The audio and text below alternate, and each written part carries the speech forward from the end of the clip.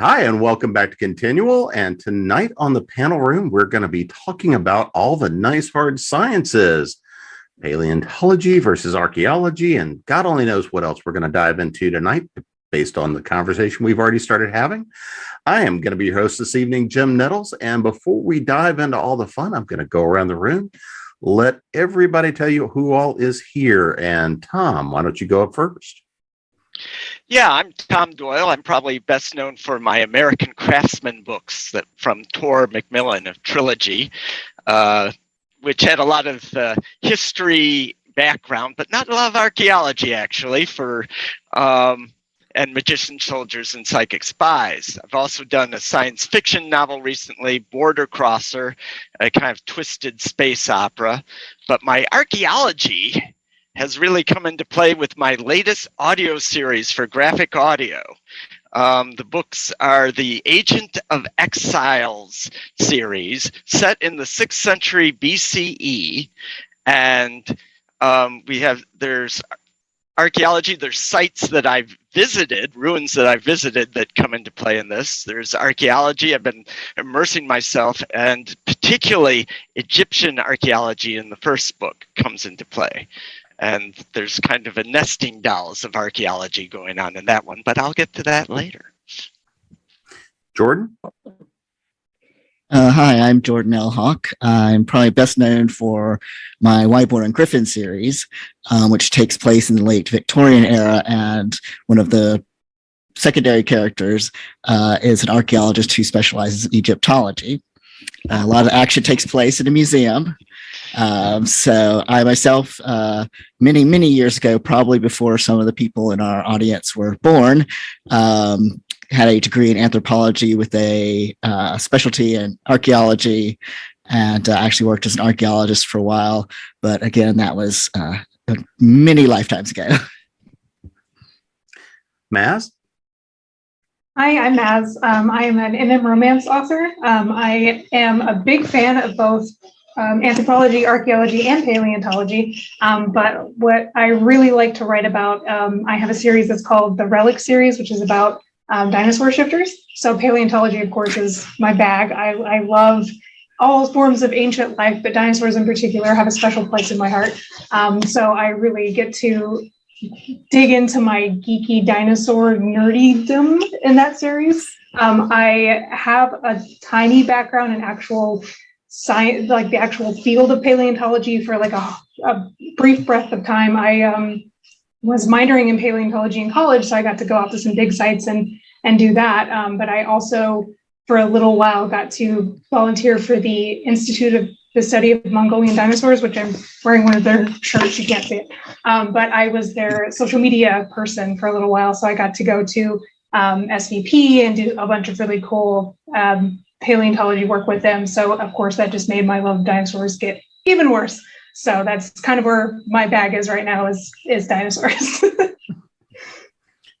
Rosemary? Hi, I'm Rosemary Claire Smith. I am probably best known for a series of 3 dinosaur stories that were in Analog. This is one of the covers from one of them.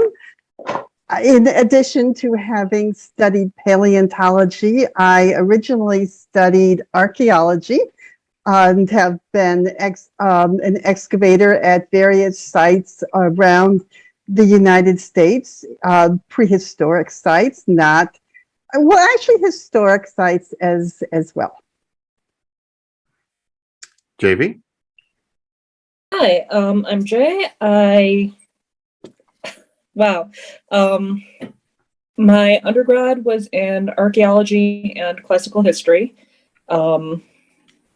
It's very important to point to bring that up because it's very useful in my later career in accounting. It's awesome, but it's awesome. It's awesome. It was pretty awesome. My my archaeological field work was done in Spain. Ooh. And in colonial New England, mostly in Massachusetts, but a little bit, if I'm remembering correctly, in Rhode Island. And it's mostly come up in my series Hunter, which is romantic suspense with a little bit of a paranormal twist. All in places where I've gotten lost with my dog. All the settings.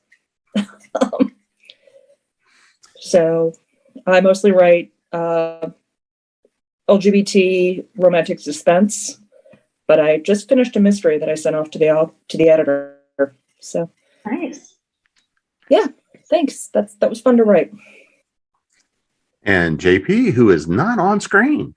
Hi, yeah, sorry about that. Hi, I'm probably best known in the writing world for my series that I'm wrapping up this year called Dominus, which is an LGBTQ plus historical fantasy set in ancient Rome in the 2nd century AD. And it also features, both in the prologue and the epilogue, a modern American archaeologist who is excavating a site in Rome that is very closely tied to the ancient story, which takes up the bulk of every book. The reason I decided to play with this is because I am a professor emerita of archaeology. So I've been playing in the dirt my entire career and have directed excavations and participated in excavations. So I just followed the old adage of write what you know. And I said, well, I know archaeology, I know Romans, let's play with them. So thanks very much for having me. I really appreciate it. I'll appreciate everybody coming in to play tonight. So I think before we dive in too far, let's actually set a little bit of the stage for the different sciences we're talking about here. I did some graduate level work, undergrad and grad level work in anthropology before going into, technology and stuff that actually pays. Nowhere near as much fun. But let's kind of go around and talk a little bit about the difference between archaeology, anthropology, paleontology, history, all the various sciences we're going to kind of dive into tonight. So Tom, why don't we just kind of go around and talk about you guys, each of your backgrounds and kind of your take on the sciences, your influences, so everybody kind of knows where we're coming from. Yeah, so in talking about archaeology and distinguishing from history, history relies on writing. And so when you say prehistorical, you're saying it's not a sort of biased thing. It's just, is there writing or is there not for what you're looking at? Now, archaeology can work with history in historical times and find objects, find things with writing on them, and then the historians get excited about it. But archaeology can go further back than writing. And I find this is particularly fascinating when you think of science fictional archaeology, and where we're going to be encountering civilizations where we may not be able to translate their language. We will have no basis for their language unless they're very clever and leave us one. So a lot of what will go on in a science fictional story would be more like archaeology than perhaps history, to give an example of how it plays out in genre. So Jack McDevitt's Alex Benedict character characterizes himself as an archaeologist, not as a historian. How about you, Jordan? First, that was a really great example, Tom. Really great way of separating those two things. Well, I'm going to date myself a little bit. One of the digs I was on when I first graduated from college was the same summer the original Jurassic Park came out. And people, the local newspaper wrote a little blurb on us that said, this summer, scientists are digging up the past in Jurassic Park. And here, people are digging up the past down in blah, blah, blah. We all had kind of a laugh about that because, they're two very different disciplines. And that was one of the things we kind of mentioned before this started, was discussing, because they do get very conflated in people's minds, I think, because they're both about looking into the past. I did take one paleontology class when I was in college as well. That was never my focus, mainly because I simply didn't have the biology for it at the time. You're talking about needing to know, in my impression, and any of the professionals, please contradict me, you need to know a lot more biology because you're looking into the history of life, all life. You may have a specialty within that, but you're still finding many other creatures as you dig that may not be your specialty, but you have to know something about them. Whereas in archaeology, we are primarily looking at humans, our very recent relatives, and any, for example, domesticated or associated animals that we bring along with us, like mice or cows or blah, blah, blah. Yeah, let me just say on that, when we're looking at paleontology and prehistoric creatures, they are oftentimes, well, probably mostly, species that no longer exist, that went extinct, though there may be descendants of those creatures roaming around today, or swimming or flying around, or some of them maybe they're not. It gets there are some areas where it converges for archaeologists, depending on where you work and what kind of preservation you have on a site. You very well may find the remains of animals or creatures that people were eating. So you can't just strictly divide. You do have to know somewhat about both of them. And when you get to these fuzzy lines, there's also kind of a fuzzy line that I think Tom alluded to when we're looking at prehistoric archaeology, which means before writing, and historic archaeology during the time when there's a historic record. Well, when was that divide? That's not an easy question, and that depends on where you are in the world. And the other interesting thing about it, I think, is that there's the old adage that history is written by the victors, the people who left the record that we have, and that's how we think we know things. A lot of times, the archaeology may say something a little different or fairly different than what got written down. So I tend to look at history as being kind of like eyewitness testimony, whereas archaeology is a lot more like the physical evidence. You know, you need both to kind of make a convincing case, but they're kind of two sides. They're very different ways of looking at kind of the same thing. And I'm phrasing it that way because I tend to write a lot of suspense and mystery. And if there's romance in there, that's awesome. I mean, but romancing an the example bones. would be we did it was supposed to be, and I'm not supposed to use the word dig because we didn't actually dig.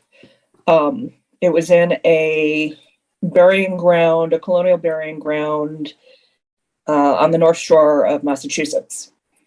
And we had to use the written record, the historical record said that there was an old kiln there, I want to say in the 1640s. And it was the only one of this type of kiln in Massachusetts before 1700. I'm reaching into the Wayback Machine for those dates. So they might be a little fuzzy. And it was supposed to be located in one part of the burying ground. But with ground penetrating radar and a couple of core test samples, we were able to figure out that whoever wrote that down was probably drunk because it was in a completely different part of the burying ground. There was a lot of drunkenness in those days, trust me. Welcome to archaeology.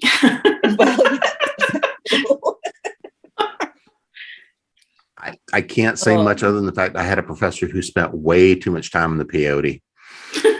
Ooh. Yeah. Oh, that generation. Yeah. Maz, JP, go ahead, Jay. Oh, go ahead, please. Oh, no, I was going to say, Maz, JP, anything you guys want to add on to that? Go ahead, Maz.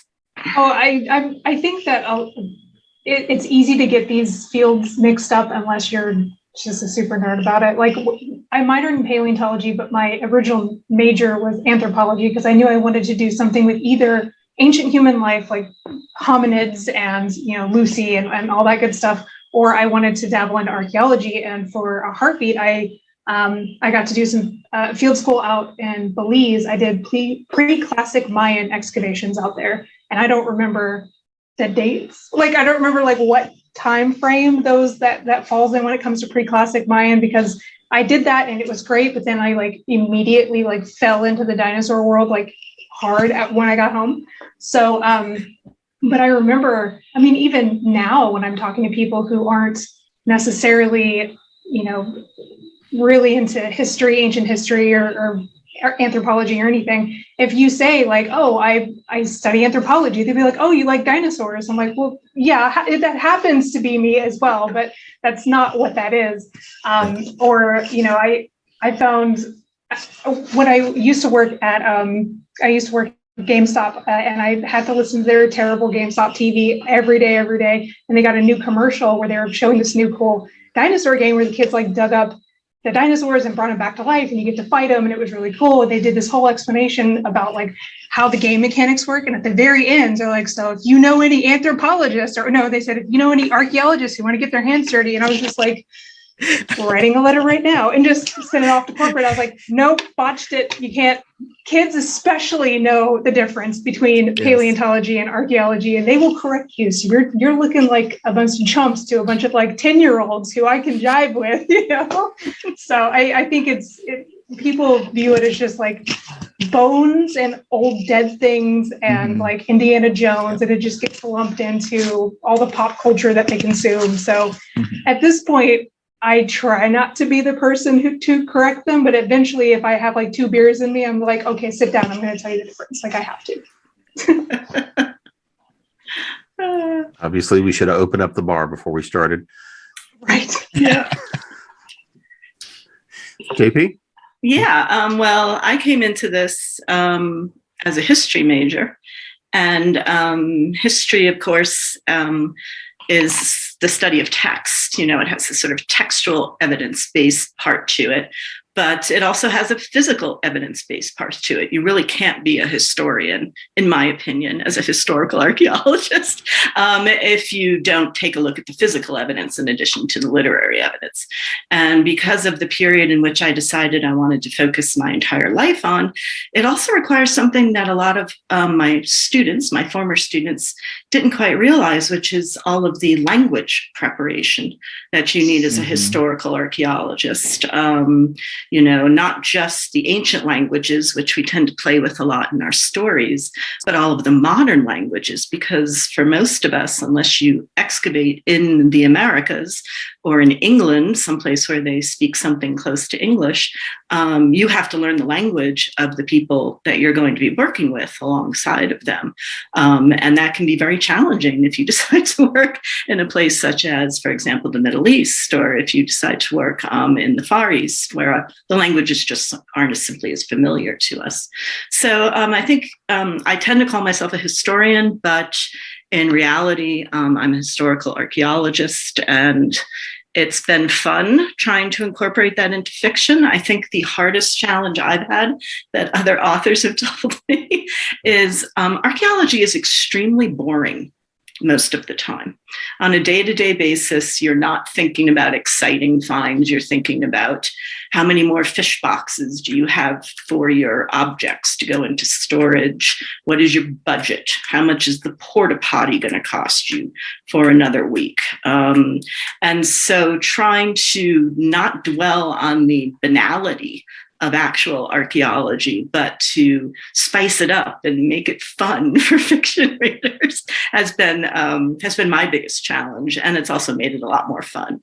So I think that's fair, because for us, I think reading about like the dry text of Roman history or whatever, I'd be like, oh, this is interesting, I love it. But for the general public to pick it up wanting to be enthralled, they're going to be like, I don't care about straps of armor or whatever. I want to know like how they stabbed people or something. They don't care about the kinds of bricks, I'm trying to right. resist, telling them all about bricks and mortar, and it's like, no, stop that. That's not sexy. I think that's all an excellent point as far as the things that are not sexy in it. Archaeology does have those things and especially when it's really hot or there's a lot of bugs or, for example, I dug for 12 weeks on a site that was covered with poison ivy. There is not a lot of glamour to it at times, especially if you are finding the limits of the site or you've reached the bottom of the habitable layer, things like that. And the same is true with paleontology. There's an awful lot of work that is painstaking. This whole Indiana Jones kind of mentality just couldn't be farther from the truth of what it's really like.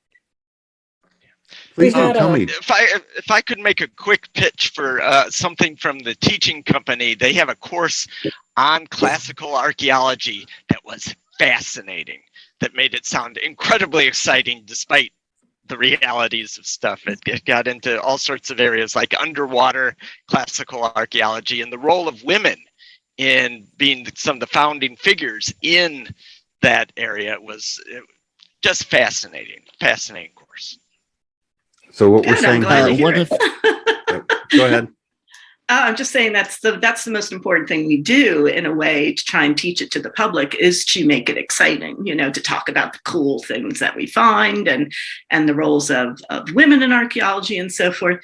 But when you're writing an archaeological excavation in fiction, I think that's where you can run into issues of how Indiana Jones do I want to make this to make it appealing to a broad public. But I'm thrilled that you found that course exciting. That's wonderful. Well, and one of the things I think, go ahead. I'm sorry. I was going to say, it depends on the kind of mood that you're setting. Like, I mean, okay, there are some aspects that are always going to be pretty gross and unsanitary about an archaeological excavation. They're very unsexy, I'm sorry. But a lot of these places are pretty remote and you can really use them. I'm not being terribly articulate. I'm sorry. You can use them to do a lot of mood setting. I agree. Just eating up the pages. The place where I worked in Spain was this tiny little dot in between two back of beyond villages in Catalonia. I could see France from my bedroom window. That you can do a lot with that, even though there was nothing else about the site that was sexy. Yeah, one of the things that I found when confronted with conveying something that might be a little dry to the reader is focusing on the character's passion for it. Like, why does this matter? What are they feeling? So my main character, Wyborn Griffin, is actually a philologist, which is someone who studies languages. He in particular studies ancient languages. He goes on a dig with his best friend to Egypt because he is the translator. Staying in front of, I want to preface this by saying my books are very pulp. So there is very Indiana Jones, but with correct archaeology. if that helps. They're definitely, just throw a monster at them. That'll definitely make the dig more interesting. But there's a scene where he is simply translating, doing the work, sitting in the shade in front of a wall. Very not interesting to typical, nobody wants a lecture on hieroglyphics in the middle of their, pulp adventure. So I just focused what does he love about this? He's thinking, someone stood here and carved these, and were they like me? And get into why he has this passion for it. And so when he does explain just a little bit to another character, I use that passion to make it an interesting conversation instead of just be like, oh yes, well, the Egyptians didn't have vowels, didn't write down vowels and blah blah blah, and making it this dry sort of lecture type thing. And I think that's, in a way, an easy cheat to get around stuff that you're worried somebody's going to find boring. Why does your character love it? Why are they interested in it? Yeah, excellent. Well, and that's kind of one of the places I wanted to go to is, so in thinking about telling these stories, when you're bringing up somebody from a specialty, whether it is, somebody wants the adventure of an Indiana Jones or a Tomb Raider, or if you're in the hard pulp side of things, or you're going towards something that's a little bit more on the harder side of the sciences and whatnot, is how do you go about creating that balance between creating the story and a good engaging story, the parts of the reality of the business that you're dealing with, I mean, the reality of the sciences, how those things work, and then finding that spot in the middle that creates a good story. How do you go about creating that kind of a balance? And do you think this is one of those things that we can use to engage readers and more people to come into and create a real interest in the sciences? Or do you think it's going to work the other way of the people that already have that interest just get deeper in the story? So Jordan, how about you? Yeah, well, one of the things that the book that has the most archaeology in it that I wrote is Necropolis, which is the fourth book of Whiteborn and Griffin. The archaeologist character, I say a secondary character, but really she's really a primary character. She's probably one of the most popular characters I've ever written, even though she's not a viewpoint character. But the book is set in 1899. So I had to spend a lot of time researching because as pulpy as it gets, I wanted it to have the stuff itself accurate. So how long does it take them to get from Massachusetts to Egypt? Where are they going to stay? What kind of techniques did they use?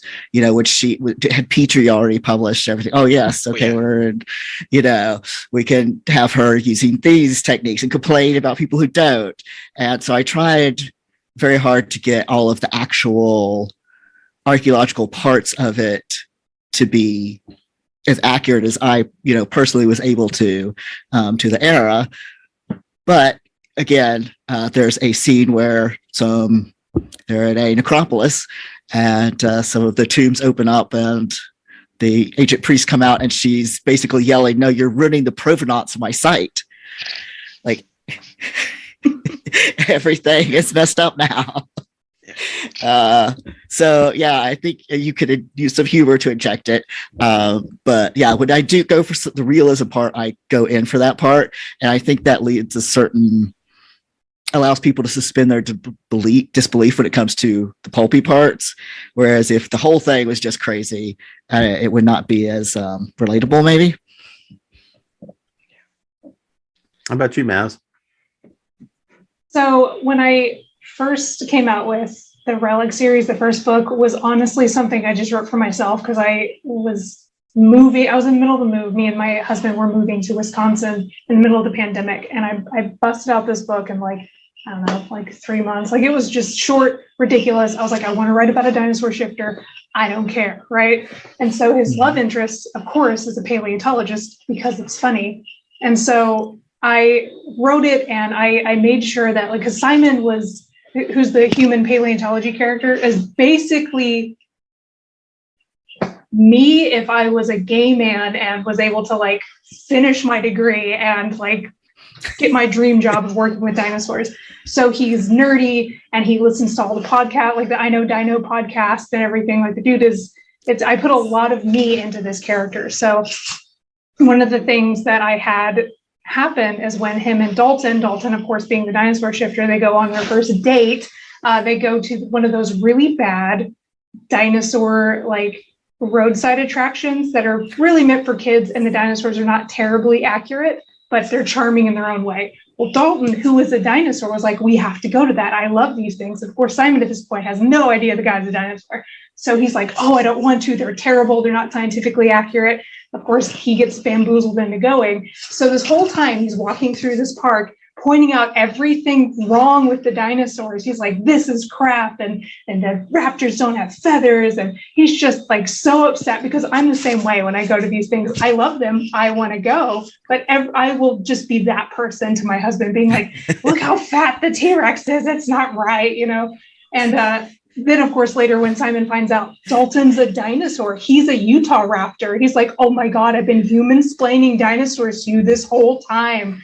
So like, I wanted to try to make Dalton as close to scientifically accurate as possible based on what we know now about specifically Utah raptors, but I also made him a little ridiculous because you have to, it's a rom-com kind of thing. So I made him have, like Dalton in real life has a pink mohawk. I gave his raptor form like a cockatiel thing that pops up. I don't know if they really have that, but they had feathers. I'm going to toss it out there, you know? So I wanted to try to weave in as much of my own knowledge base from being a casual paleontology nerd to make the dinosaurs and the history that Dalton talks about, like when he remembers the Cretaceous fondly and is telling Simon about what he can remember as a dinosaur, but then also make sure it's lighthearted and funny and can connect with people who maybe are the same type of nerds who walk through dinosaur parks pointing at things with their, you know, kids being like, this is wrong, but yes, I want a toy.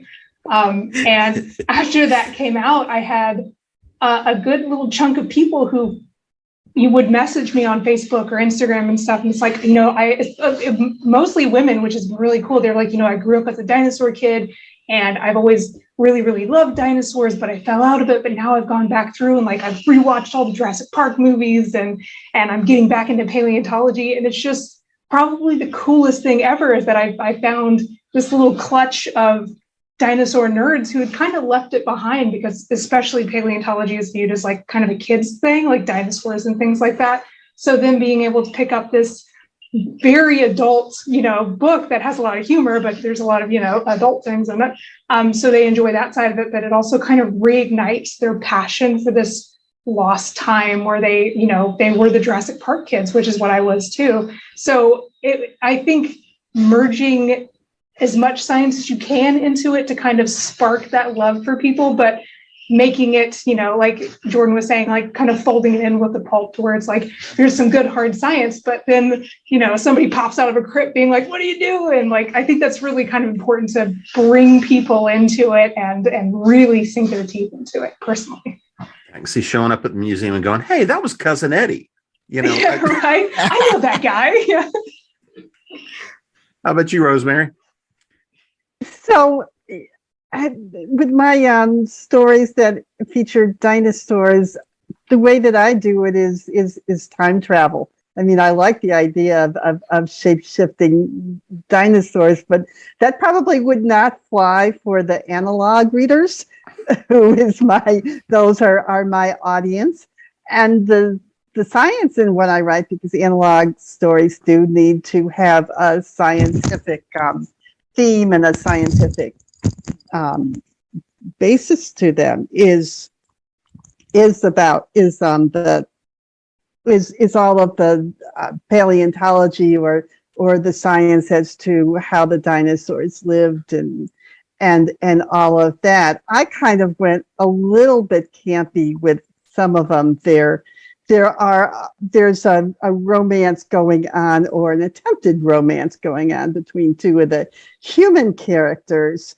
And they're also, actually, there's a love triangle there. And they're also back in the Jurassic, and they're talking about the dinosaur mating patterns, which is not terribly, well, we don't quite know as many of the specifics, let's say that, as the paleontologists would like.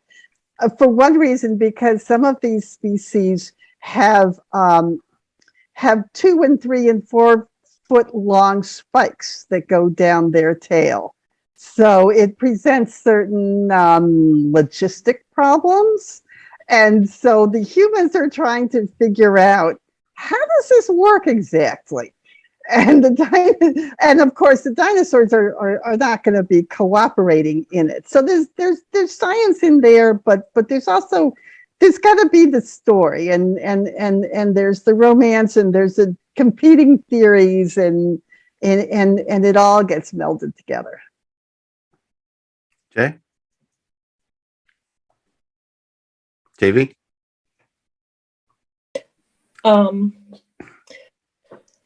It's a little bit easier because a lot of what I write is already kind of a popular entry point for some people into science, in that crime scene investigation shows kind of proliferate like mushrooms after rain. Yeah, they're a popular subject for a lot of people. And the archaeology definitely fits right in there.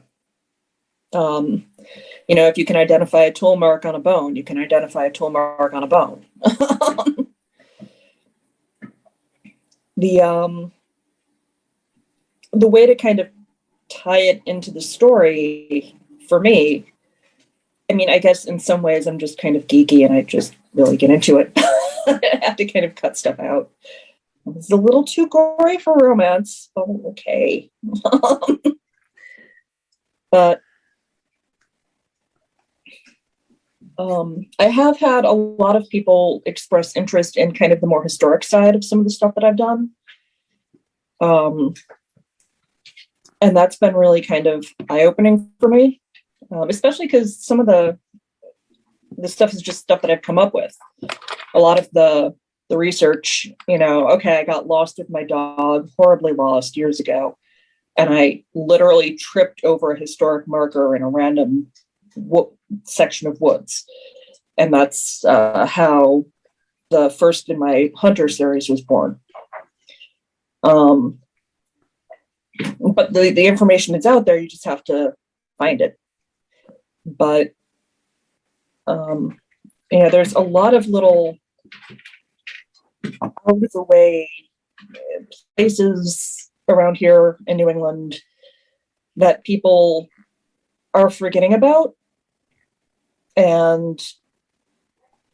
But the information is out there, and it's fun to watch people getting to know them again.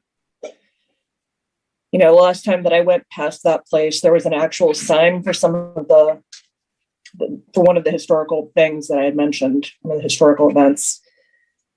So that was pretty cool. And it's been really kind of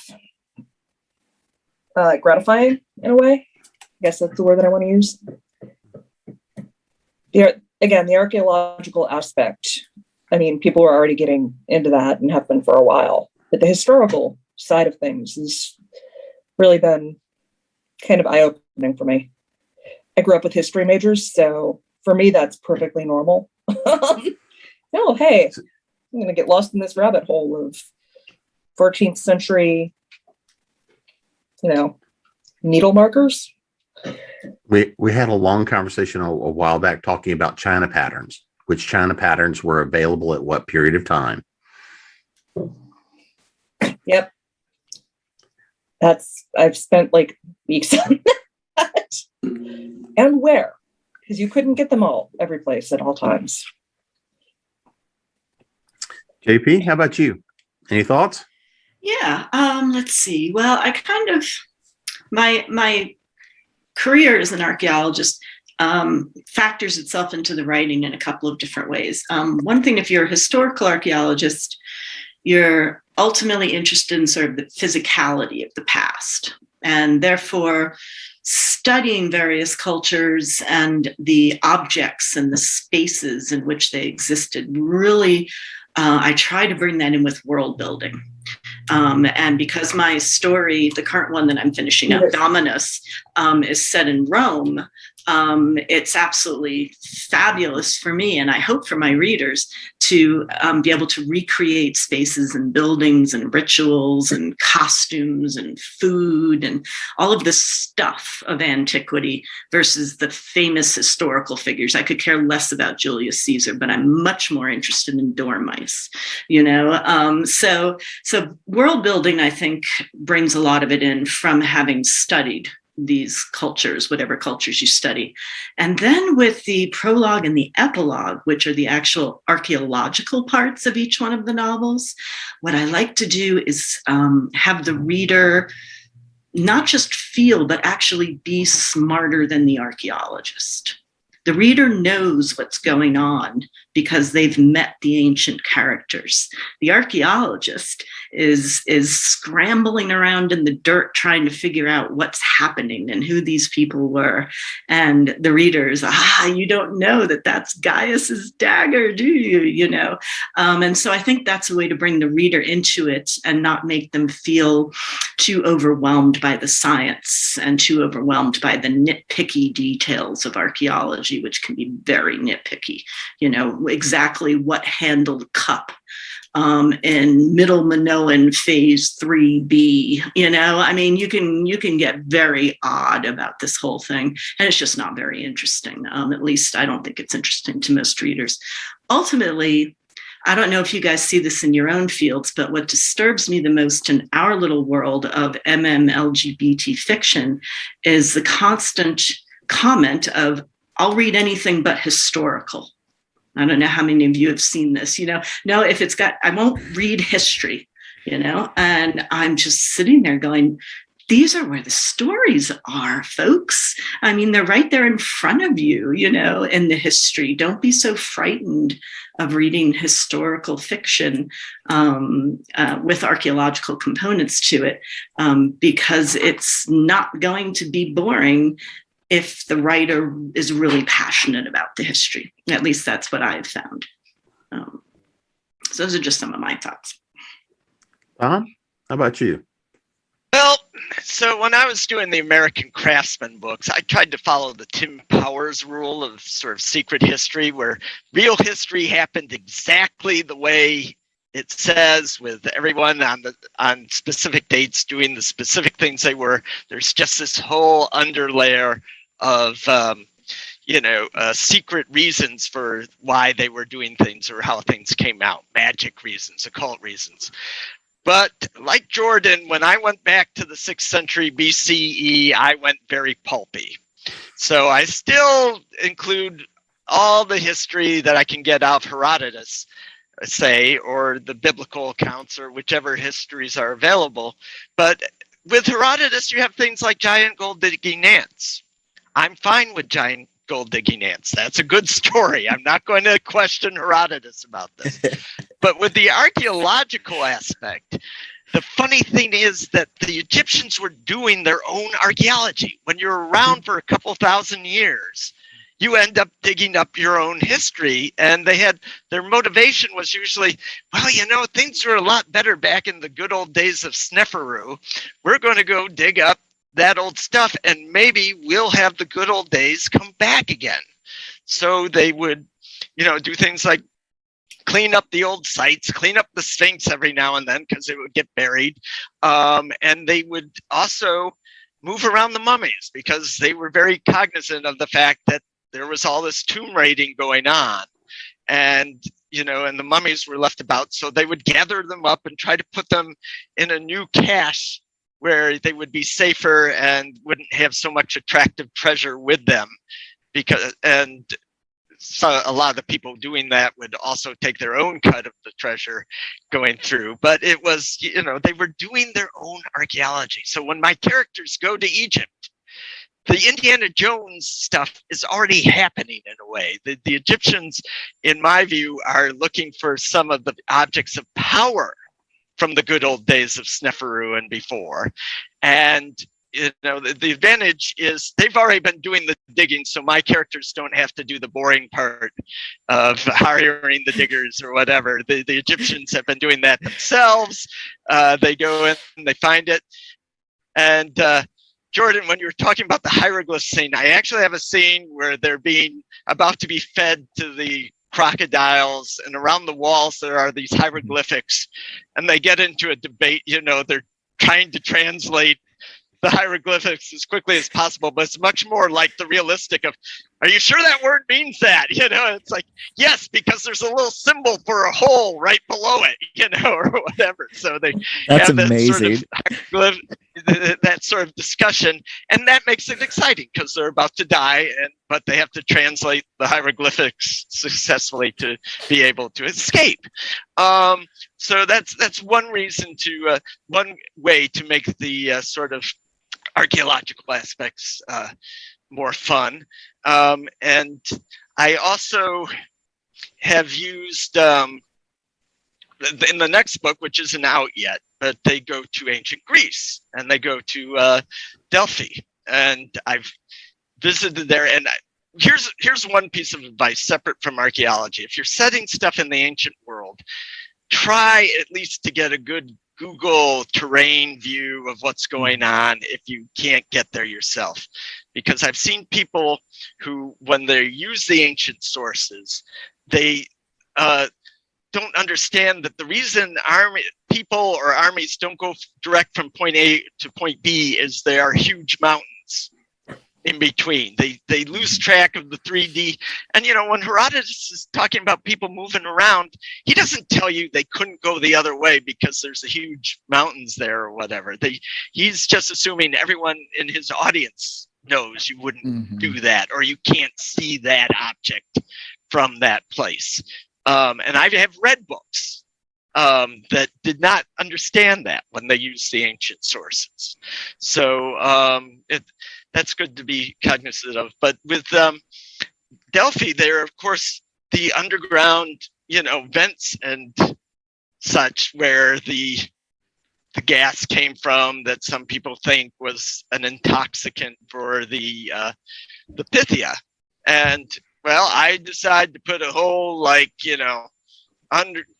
had 2 stories where I've put a whole mess of James Bond technology down, buried below Delphi from, the before times or whatever, and had fun with the physical, knowing the physical layout of the site, able to describe that, and knowing, what lies beneath, and knowing some of the finds from the Delphi Museum. There are some very old, the kind of pre-classical Apollos look like an alien. The kind of ivory gold thing they found. It has this aspect, you go, that looks kind of like some kind of gray human hybrid that they got going there. And so you can have fun with the actual objects. But yeah, it turns into pulps in some places. Third book goes to India. You have to rely a lot more on, well, a lot of times you just have to make stuff up. But the written sources for the 6th century BCE in India are not great, because there they were writing on palm leaves to the extent they were doing a lot of writing. That material does not last. You don't really get a whole lot of monumental writing and inscription till Ashoka a few centuries later. Herodotus doesn't say much besides the giant gold digging ants.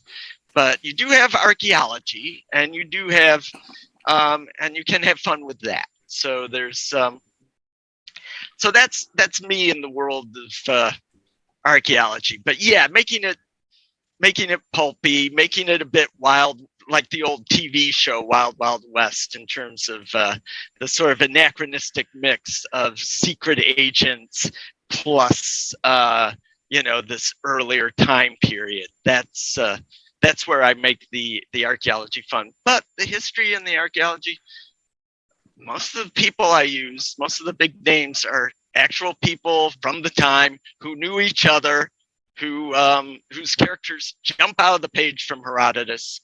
It's not hard to make them exciting because Herodotus is a great storyteller, and and a lot of his stuff has been proved by archaeology that people thought were lies. So they keep on finding stuff that shows he's not a liar. So I want to throw this out there, and whoever wants to grab onto it first.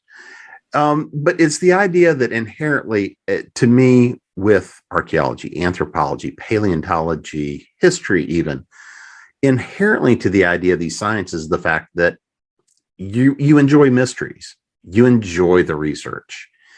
Yeah, I mean, so from the idea of these scientists, you inherently have to be interested in the rabbit hole to go down it, to be passionate about it, to really enjoy it and love getting into that kind of detail. I mean, that's part of the reason that you get into these things, is because you can't help yourself but to be fascinated by whether it's historical events, historical people, the bones of the dinosaur at the roadside exhibit. I mean, you've got to find those things that really push you and drive you.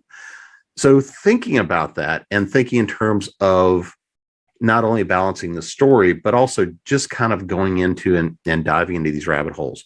For somebody who is not experienced with the sciences, not necessarily experienced with it or even going down these kind of rabbit holes, but want to write in these worlds, what is it for you guys that somebody has to think about and consider when they're diving into this? Because again, inherent to this discipline is an idea of mystery, wanting to solve for things. So what do you guys think about that? How would you encourage somebody, how do you pick what rabbit holes you want to go down? How do you really get started with that? I mean, I think it depends on what your story is going to encompass. So if you're going to set your story on an actual archaeological dig, then it's a no-brainer. You have to know at least the basics to write convincingly about what would that look like, and that's going to vary depending on where you are. Are you in a wet area? Are you in Egypt? Are you, et cetera, et cetera. If you're not set doing that part, then you might read it for your own pleasure, but you don't necessarily need to know that. So a lot of it is, I think, sitting down beforehand and saying like, okay, what do I think I'm going to show in this book that I need to know? And I need to know even maybe just for myself to inform it. Set yourself a time limit, study that. And as you write, something is going to come up and you're going to be like, oh crap, I need to know something else. Stop and go look at it. But I think sort of starting off with a circumscribed area, what you're going to look like, and then letting that lead you further is an easy way not to just kind of be going off in 1,000 directions. Because like you said, there's you could just go down these rabbit holes forever. So my work is a little bit different. I'm sorry, go ahead. I think there's a couple of ways you can approach it.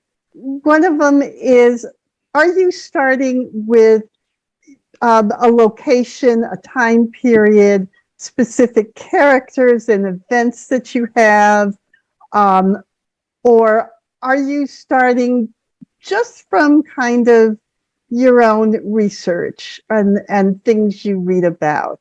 A lot of times I start just because there's been a new discovery or new thinking about a certain time period or and especially with dinosaurs, new discoveries, whether it's we knew about a species, but now we know that they're feathers. Now we know what color pigments in some of the feathers.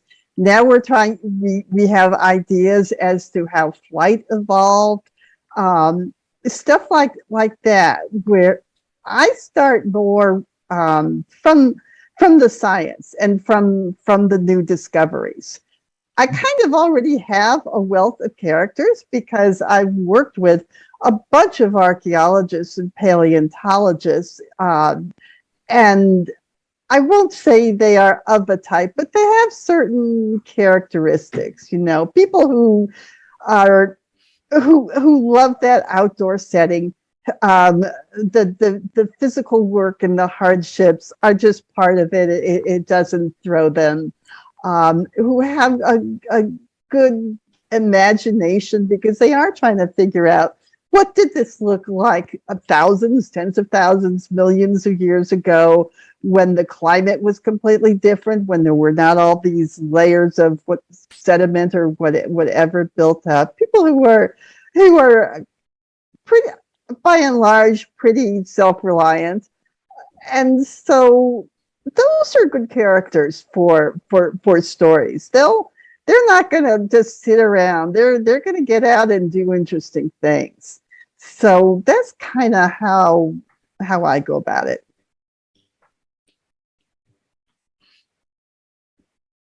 I think building off of what's been said, I think a great piece of advice is pick either a time period or part of the world and just let yourself fall into at least a shallow rabbit hole.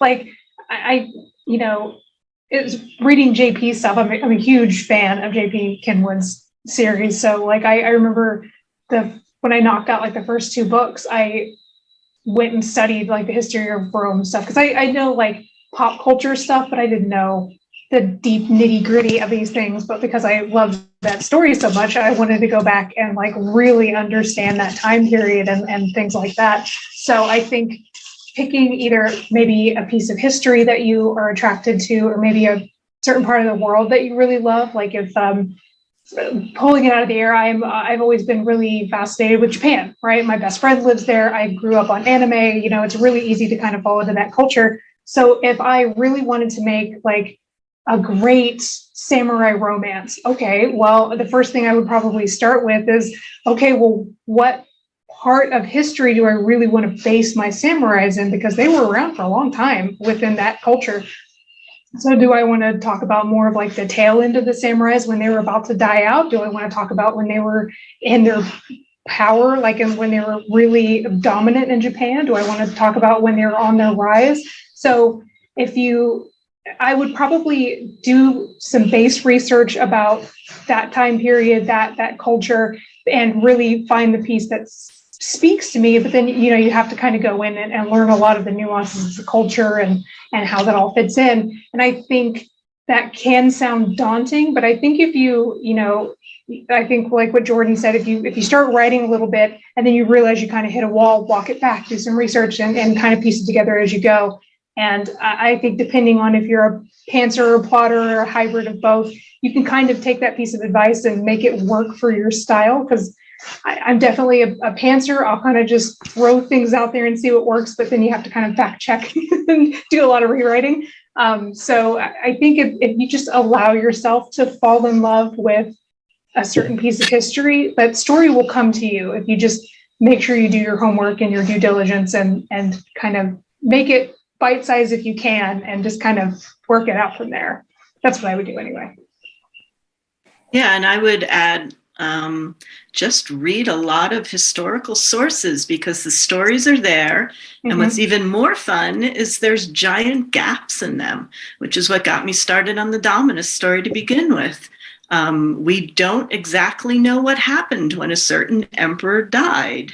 We know what we're told happened when he died, but the actual contemporary evidence isn't there. It's all much later historians talking about it with the political spin that they had inherited from multiple generations of what people wanted other people to think.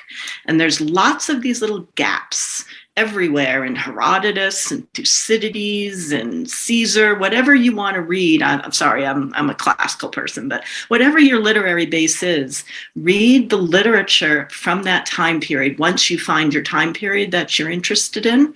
And you will find more stories than you can possibly deal with. It's a gold mine waiting to be explored. So go excavate the sources, I always say. Excavate the sources. My advice would be to kind of piggyback on what JP said. There are 2 questions you kind of have to ask yourself with any piece of research that you dig up, or really anything. But I'm just naturally suspicious. Why and who benefits?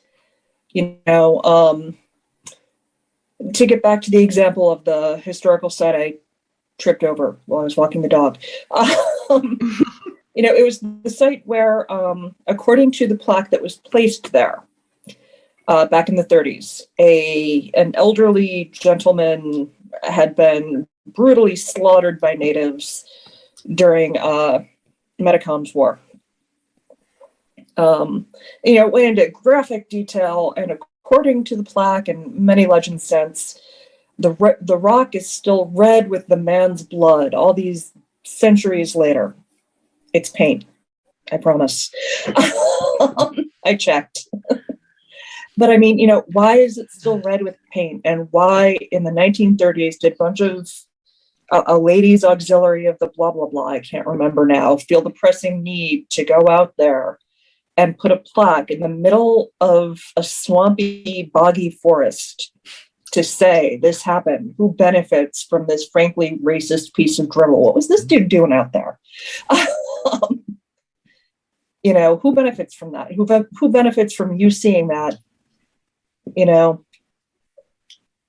Yeah, exactly. Exactly. Yeah. You know, and I think that anybody looking to get into these fields needs to kind of ask themselves, or getting to write about these events, you know, any historical event needs to ask themselves those things before they start going hog wild on anything. The thing I would advise if you're writing in the past is get as many sources as you can, because these are harder to find.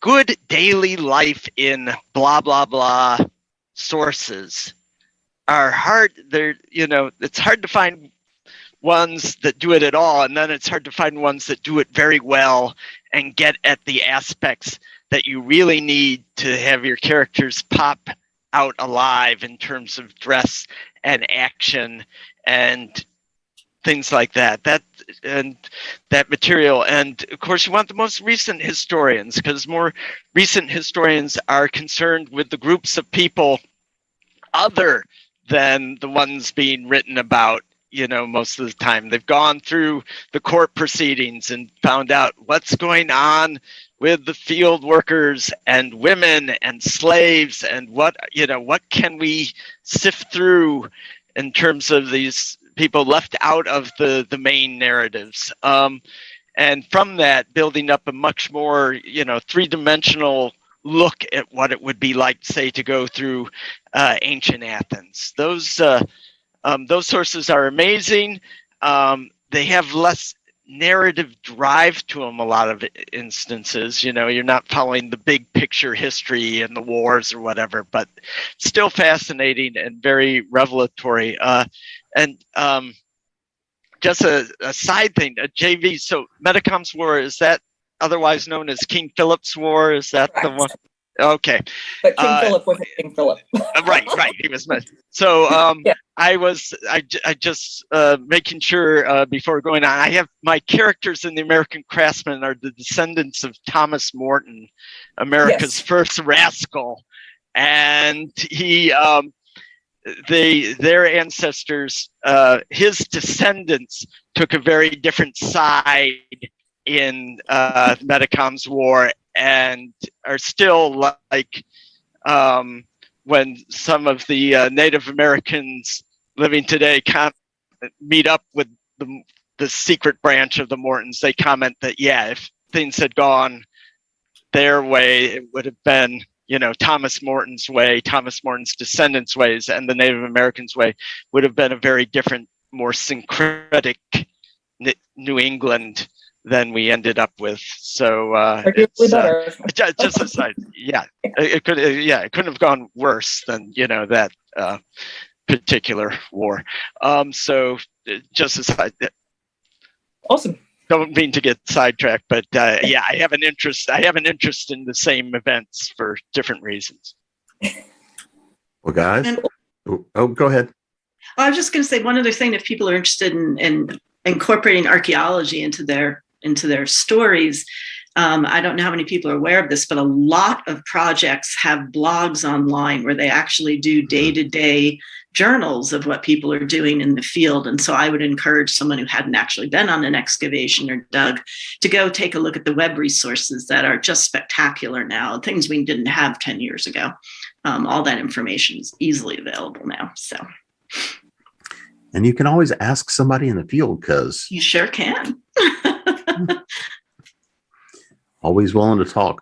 I mean, I think we're going to probably wind up having to do another round of this, because we just are getting started. But I think that we've been going for a pretty good while here. So before we get out of here, let's make sure everybody knows where to find you, social media, and of course, what are those new releases, or, you know, what's that latest dinosaur love that's coming out?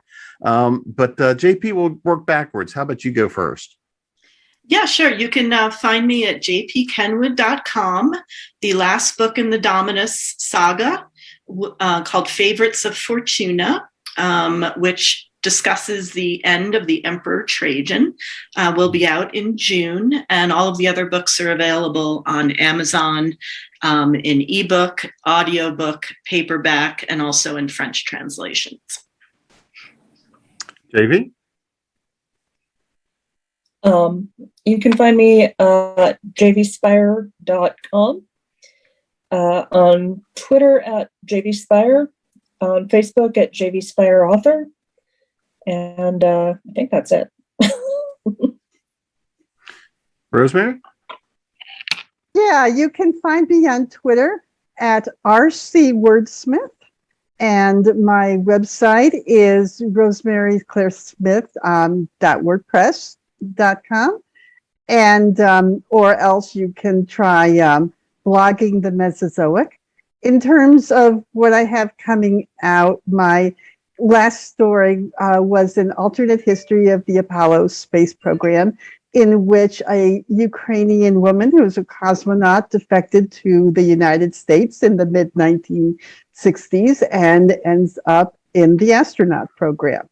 The next story is based on the archaeology. It's based on nothing in the field. It's based on a Etruscan sarcophagus that is in a museum in Boston, and it is a lot of the pivotal scenes are set within the museum. The story is called Etruscan Afterlife, and it's going to be coming out from in an anthology in, I think it's May now, called The Reinvented Heart. Maz? So you can find me anything Maz Maddox. I kept it pretty simple, which is nice. MazMaddox.com is my website. All my social media is just at Maz Maddox. I usually have my face on everything, so it makes it easier to track down.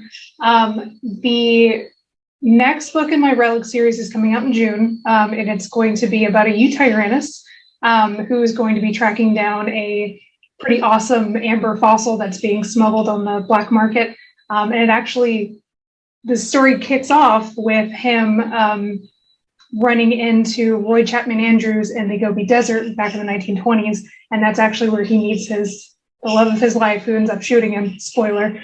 So it's going to be fun. I'm still in the process of writing it now, but I've really been able to kind of pull a little bit of history into this one instead of just dinosaur shenanigans. So it's been kind of nice to put on my archaeology hat, since Roy Chapman Andrews was technically out there for archaeology, but he found dinosaur stuff, so he's like, okay.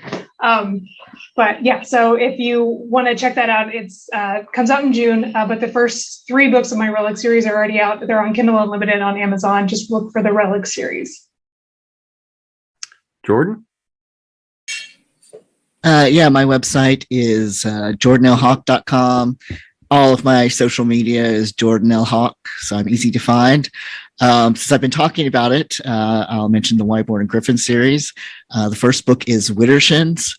The series is about a gay Victorian philologist who encounters Lovecraftian horrors, falls in love, and has a badass lady archaeologist for his best friend. How do you have a Lovecraftian horror and a romance? You know?